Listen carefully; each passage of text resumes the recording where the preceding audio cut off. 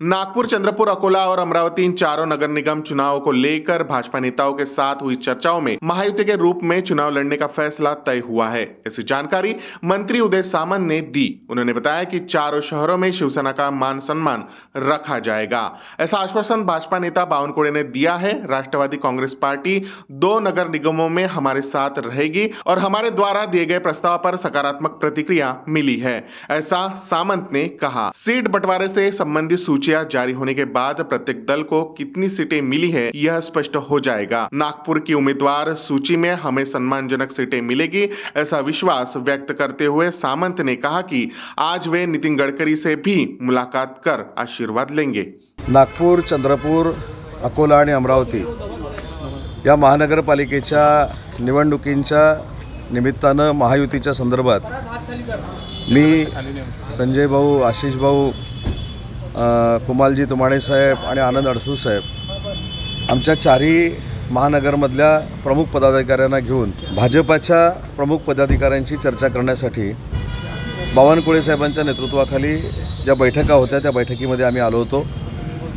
चारही महानगरपालिकेमध्ये अतिशय युतीच्या बाबतीमध्ये सकारात्मक चर्चा झाली। चारही महानगरपालिकांमध्ये युती करूनच लढण्याचं आज निश्चित करण्यात आलेलं आहे।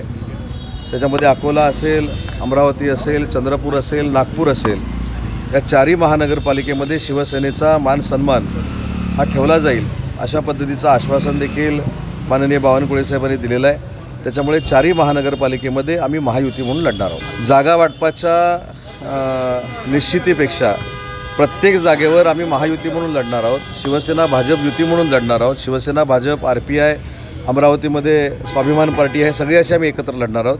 त्याच्यामुळं उमेदवारांच्या याद्या जाहीर झाल्यानंतर आपल्या लक्षात येईल की शिवसेनेला किती जागा मिळालेल्या आहेत, भाजपाला किती जागा मिळालेल्या आहेत आणि आमच्या मित्रपक्षाला किती जागा मिळाल्या आहेत। राष्ट्रवादीबाबत काही निर्णय झालेला का? राष्ट्रवादी काँग्रेस पार्टी देखील आमच्या समवेत आहे। आम्ही आमचा प्रस्ताव जो बावनकुळे साहेबांकडे दिला त्याला आम्हाला सकारात्मक प्रतिसाद मिळालेला आहे।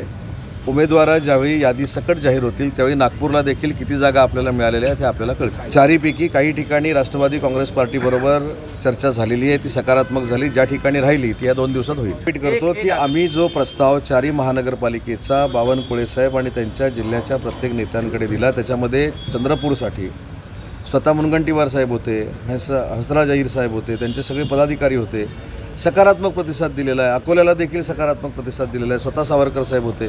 अमरावतीमध्ये देखील नवनीत राणा मॅडम होत्या, त्यांचे पदाधिकारी होते, त्यांनी देखील सकारात्मक निर्णय दिलेला आहे।